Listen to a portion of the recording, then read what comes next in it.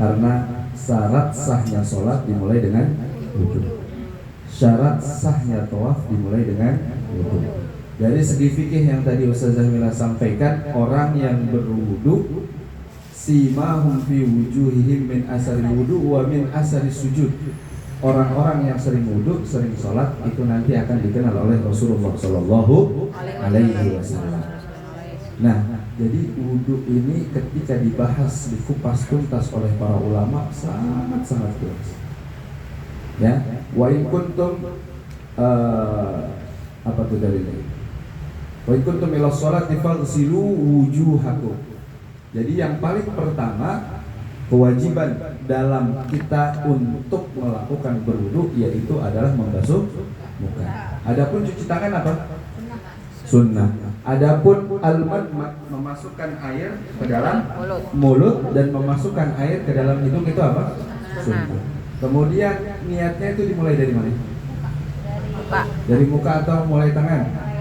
Muka. Muka. Dimulainya dari muqtarinan bi fi'lihi, artinya dimulai dari anggota pertama yang wajib terlebih dahulu. Nah, ini ada pembahasannya di kitab Riyadhul Badiah juz yang pertama. Faghsilu wujuhakum. Jadi kenapa disunnahkan oleh Nabi ketika kita mau berwudu harus cuci apa?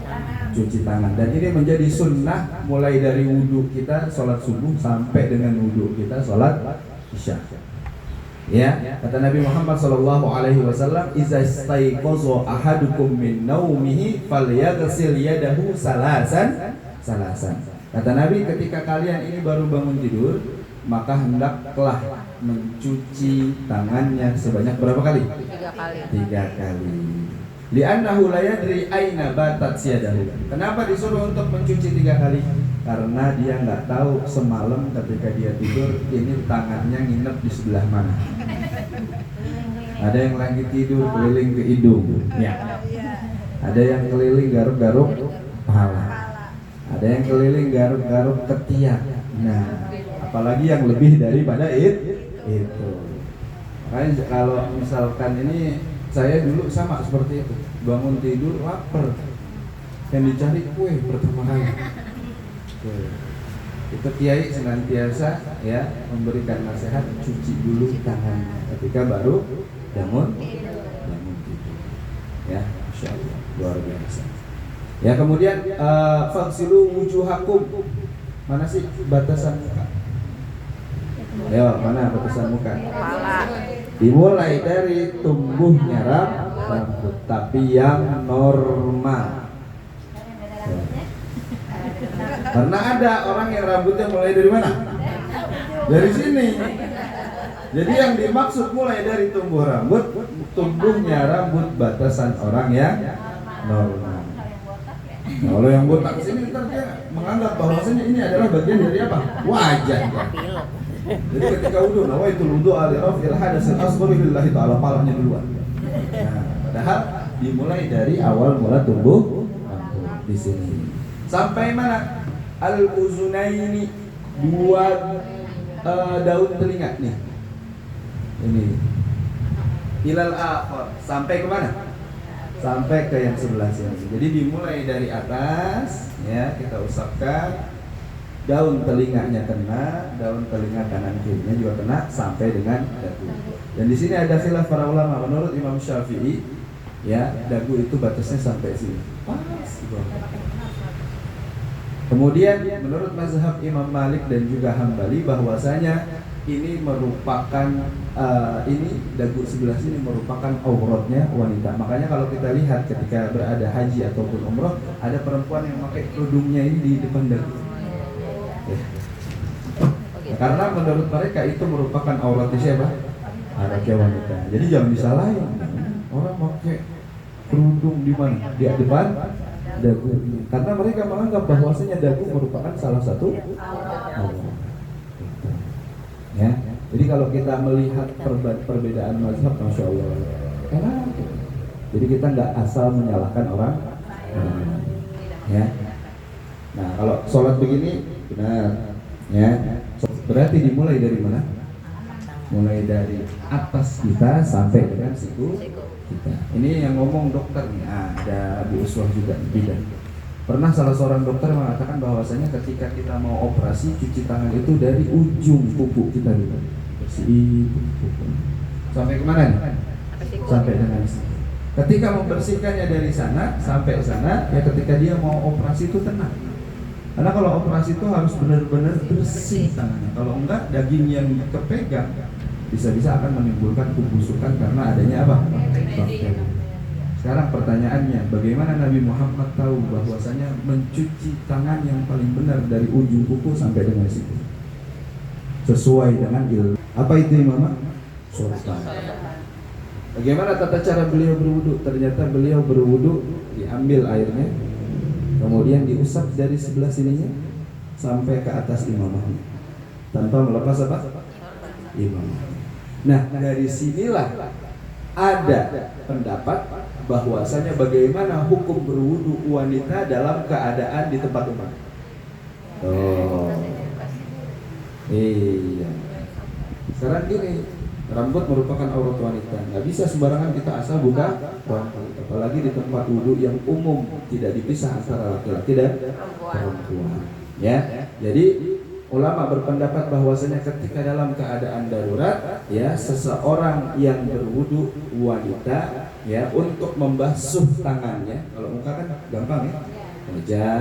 Kemudian untuk membasuh tangannya nggak perlu untuk membuka kancing baju tangannya sampai dengan situ. Jadi cukup diambil airnya, dia turunkan sampai ke bawah, ya. Kemudian dia ambil air di sebelah tangan kirinya, kemudian dia gosok-gosok. Ini khusus dalam keadaan. Ya. Kalau di Arab Saudi enak, cepat kering. Ya, kalau di sini, wah lepek. Kalau di sini kan, mau tawaf wada, mau tawaf umroh, mau tawaf wudu, semuanya wajib dalam keadaan suci. Nah, kemudian Kalau tawaf wada kayak begitu nggak bisa. kenapa? Pada itu dikenakan dam ala ghairil ma'zur, bagi orang yang tidak mempunyai uzur. Itu di halaman 79. Jadi yang dimaksud dengan uzur di sini apa? Yang pertama wanita yang haid. Yang kedua orang yang sedang sakit. Nah, orang tersebut boleh untuk tidak melaksanakan tawaf wada. Ujung-ujung jangan sampai kita pulang dari kota suci Mekah, mau meninggalkan kota suci Mekah malam, tawaf wadanya pagi hari. Dan di sini juga dijelaskan, jangan sampai fa in ta'akhkhara ba'dahu zamanan yas'u rak'ataini. Kalau bisa yang paling afdal yaitu adalah ketika kita melakukan tawaf wada, setelah itu kurang lebih seperti waktu orang mengerjakan sholat 2 rakaat, setelah itu dia harus meninggalkan kota suci Mekah. Kira-kira 2 rakaat sholatnya berapa menit? 5 menit. Nah, jadi kurang lebih adalah 5 menit. Nah, di sini ada penjelasan lagi. Batola wada'u, niscaya batal tawaf wadanya kalau lebih dari 5 menit, kurang lebih seperti itu. Illa in ta'akhkhara li du'ain ba'da rak'ataihi, kecuali ketika dia selesai melakukan tawaf wada, kemudian dia sholat sunnah safar misalkan di sana, dan dia berdoa, doanya lama, itu tidak membatalkan tawaf wada. Yang berarti yang membatalkan apa? Kalau doa boleh, kalau minum air zam-zam boleh, kalau ke multazam boleh, kalau misalkan dia mengecup hajar aswad boleh. Yang tidak diperbolehkan yaitu adalah ketika dia selesai tawaf wada belanja lagi. Masih kurang nih. Iya, oleh-olehnya belum selesai. Bisa diniatkan, dan ketika diniatkan ini merupakan doa kita diijabah oleh Allah Subhanahu wa Ta'ala. Ini salah satunya, ya. Wafil multazam, nah doanya lama, dia di multazam kira-kira 30 menit boleh. Au ta'akhkhara li syughlis safar, atau terlambat karena urusan kepulangan. Contoh, geret-geret koper, masukin baju yang masih tercecer di hotel. Nah, itu itu kalau lama pun tidak masalah. Kasyiro izzat, seperti membeli makanan. Nah, kalau belanja makanan untuk keperluan dia pulang itu tidak masalah. Tapi kalau belanja baju lagi, belanja yang lain lagi,